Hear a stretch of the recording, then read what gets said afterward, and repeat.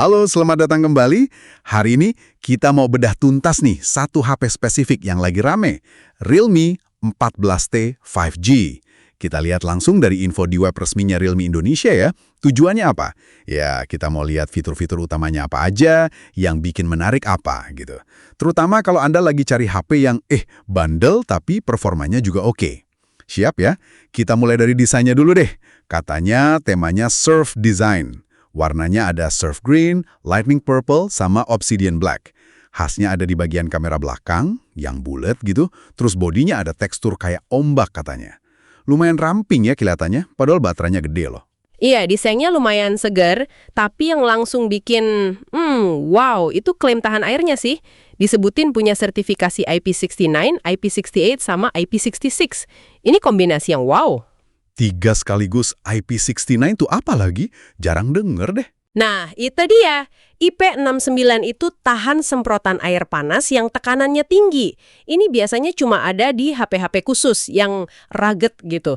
Jadi, selain tahan direndam air tawar, kalau IP68 kan gitu ya, sampai 2,5 meter 30 menit, dia juga tahan kondisi lebih ekstrim. Wah, keren banget. Tapi ya, perlu diingat juga ketahanan kayak gini bisa aja berkurang seiring pemakaian, ya kan? Oke. Itu soal ketahanan fisik. Sekarang, gimana soal dapur pacu sama performanya? Pakai Dimensity 6305G kan? Betul, Dimensity 6305G ini chipset 6nm kelas menengah yang lumayan baru. Fokusnya di keseimbangan performa sama efisiensi daya. Plus, ya udah 5G pastinya. Klaim dari Realme sih ada peningkatan performa gaming 10% sama GPU 50% dibanding sebelumnya. Lumayan tuh peningkatannya. Iya, lumayan. Tapi ini kan klaim ya, perlu dites langsung. Nah, didukung juga sama RAM dinamis sampai 18 GB. 18 giga itu gabungan fisik sama virtual ya?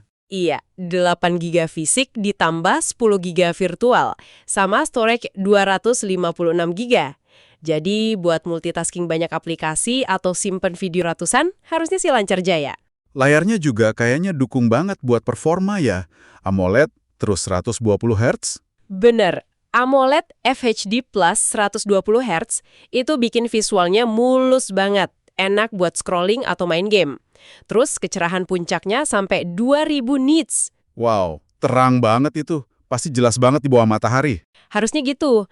Ditambah ada sertifikasi TUF Rainland Low Blue Light juga, jadi lebih aman buat mata kalau dipakai lama. Sensor sidik jari juga udah di dalam layar. Nah, kalau dipakai ngegame lama gitu panas nggak? Mereka udah siapin sistem pendinginan Bionic. Pakai ruang uap yang lumayan gede, lebih dari 1700 mm persegi. Terus ada 9 lapisan pendingin.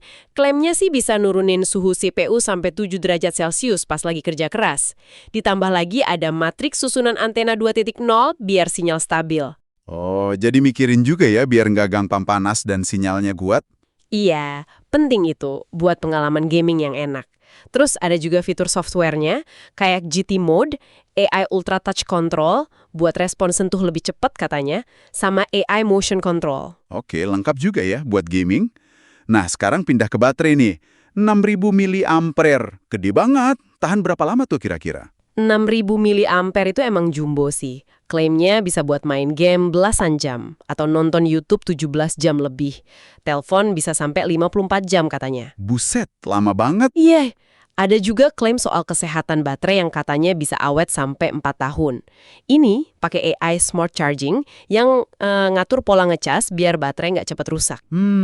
Menarik tuh soal awet 4 tahun. Terus ngecasnya cepet nggak? 45W ya? Iya, 45W fast charge. Buat kelasnya sih udah lumayan cepat. Klaimnya 5 menit ngecas saja udah bisa buat telepon hampir 4 jam. Oke lah ya. Ada satu fitur lagi yang oke nih, lewati pengisian daya atau bypass charging. Oh, itu yang kalau main game sambil ngecas, listriknya langsung ke mesin, bukan ke baterai? Bener banget. Jadi HP nggak terlalu panas pas main sambil dicas, dan baterainya juga jadi lebih awet. Praktis ini. Sip. Terakhir nih, kamera. 50MP AI kamera, apa aja fitur AI yang diunggulkan? Yang disebutin ada AI Eraser, ini buat hapus objek-objek yang ganggu di foto.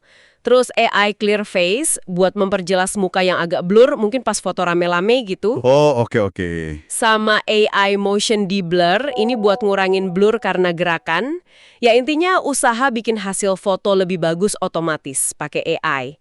Ada juga AI Hyper Raw Algorithm, mungkin buat detail lebih bagus di kondisi tertentu. Speakernya stereo juga kan ya? Iya, stereo dual speakers.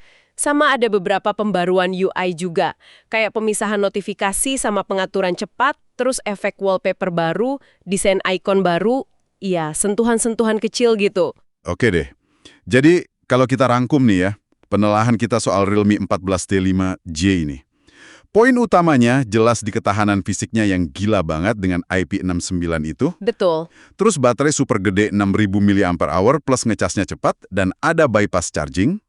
Performanya juga solid buat kelasnya, pakai Dimensity 6300, layar 120 Hz, sama sistem pendingin yang oke. Iya, kalau dilihat gambaran besarnya, HP ini kayaknya emang buat orang yang butuh perangkat badak, tahan banting, baterai awet pol, tapi tetap pengen performa yang cukup buat main game atau multitasking. Jadi kombinasi tangguh sama baterai gede itu jadi nilai jual utamanya banget sih.